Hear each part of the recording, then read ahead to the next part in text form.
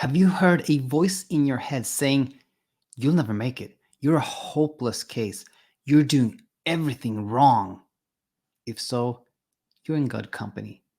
So have I, and millions upon millions of other people. In today's episode, I'll share the voices in my head, the ones that are telling me things that are very unpleasant to hear. And I will share how I meet these voices in a way that I hope will be really helpful for you.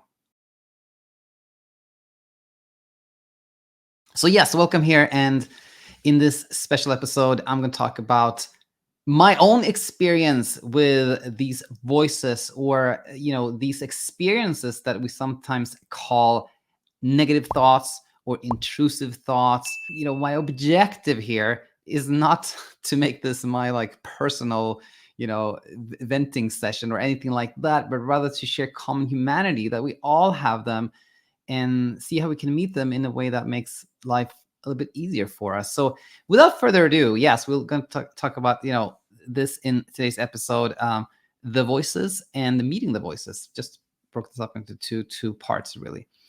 And so I'm going to share four sentences in my head, or voices in my head that I often hear. And the first one is this: you'll never make it. And the thing with this one is that it's kind of a funny one, because I don't even know really what make it means. So I think when I hear this voice in my head, like you'll never make it, it basically is trying to say that whatever you're dreaming about, aspiring to, hoping for, is never gonna happen. I think that's what it means. Needless to say, it's an unpleasant idea that whatever you dream of, you'll just never have that. That's an unpleasant idea, right? So that's a common one. Here's another one: you're doing everything wrong. And the interesting thing with this one is that when this becomes the idea, when I hear this voice in my head, like you're doing everything wrong, it literally means everything. It means like every book you've written, you should, is terrible. You should have had a copywriter do it. You should have had a publisher. You should have had you should have done it the proper way. You did all that wrong. You have the wrong webcam. You record this. You have the wrong microphone. The microphone is positioned wrong. Like the way you use your words is not good. The way you express yourself, you're not creative enough. You always use the same words. You always use it literally means like every single thing I do is no good. Like you're doing every single thing wrong, which is, also kind of that needless to say makes for an unpleasant experience, because there's nothing when this kind of voice is heard, or when this kind of voice is like the predominant one, like nothing is okay. Everything is wrong. That's another one. Now, one that I've heard a lot over the years is this one: you're too old to make a difference. And this one stems from the idea that, okay, if you look at people who've really kind of changed culture, they really started off typically when they were young, right? Whatever they did, they started really building that or creating that when they were maybe in their 20s or something like that. And when I really started this work, I was 38 when I decided I'm going to create this app, which later became BedTyme. I was 38, and already then I was like 38. Like how do you expect to really make a difference when you're 38? Like you're way too old. You should have started decades ago. This one I've heard a lot over the years, and still sometimes hear that one. And then finally, last but not least here, you're a fraud. This comes up every now and then, and it's the one where the voice in my head says, Daniel, what are you doing? You never had insomnia yourself. How can you even speak about this? This is ridiculous. How can somebody listen to you when you have absolutely no clue what they're really going through, right? That's this is kind of the imposter idea, that's you're fraud, you're phony. What are you doing? This one pops up every now and then as well. So I think that's enough. We talked about four of them. It's not, this is not, you kind of not an uplifting subject. So now we talked about them. We've done the hard part of this class. Now let's go to like lighter territory. And this is like, how do we meet these voices? How do we meet these ideas and these thoughts in our minds?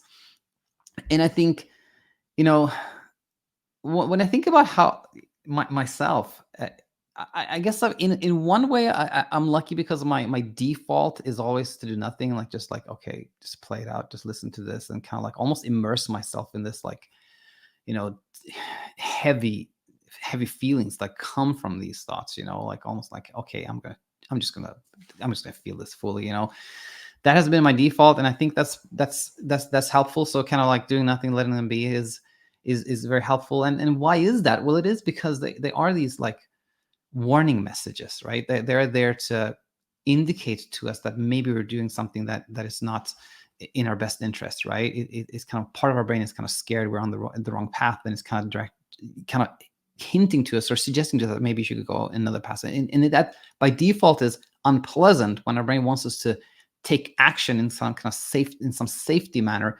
That is going to be the emotions that come with the thought are going to be unpleasant. But if we go like, no, I don't want to hear this, it can't be like this, we start arguing with it. It's kind of like when we're trying to stop a friend who's trying to warn us from a place of love, that our friend is going to go like, no, you got to hear this. So letting them be nothing is really helpful. Now, part of the reason I want to talk about this is like recognizing common humanity. Like, if we think that I'm the only one who has these type of thoughts, that can make us scared and frazzled, and we think like, oh no, something's really wrong with me, I shouldn't have these thoughts, nobody else has these thoughts. That puts us in a place where we feel vulnerable and we feel like isolated and alone. But when we realize that every single human being on this planet has these type of thoughts, that can be helpful. We're like, okay, nothing's wrong with me, I'm just like everybody else. And we already touched upon this, but we can sometimes, like, I want to say this, like, when I have like these voices in my head in that moment, I don't think there's much available for me to do. Like, I can't do anything to stop them at that moment or get rid of them in that moment. And I don't think any human being can at that moment. So it's in a way, when they're kind of very strong and prevalent, I think it's almost like we have very little choice. The only choice, the realistic choice we have, is to let them be, right? Because every other choice leads to more of them, right? But after the fact, I think we can recognize that these thoughts again come from a place of love. Love in a sense that when we want somebody or something to like really thrive and live and prosper, we love that thing, right? And then, like, our brain loves us. It wants us to survive. It wants us to be safe, right? And that's where these kind of warning messages they come from. And if we recognize this, even if it's after the fact, then next time they happen, we may not be as reactive and can automatically try to shut them off, right? So yeah, concluding here, like, I think if you're human, you're gonna have these voices sometimes. They're gonna happen to us, and when we don't argue with them, that was misspelled there. But when we don't argue with them, is what I'm trying to say. They float away. They become fleeting. They don't stay for very long. So hope this was helpful. And hope you are on a path to where you want to be when it comes to sleep and life. And we will conclude here for today. Look forward to having you back real soon. Bye.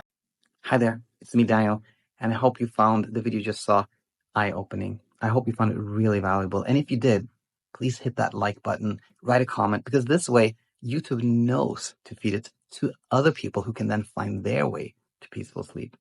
Now, if you would like some more education that is more curated, then we have a free course. Our Ready to Sleep in 5 Days free mini course is available on our website, thesleepcoachschool.com, and it may be just what you've been looking for. I hope so, and thanks for being here.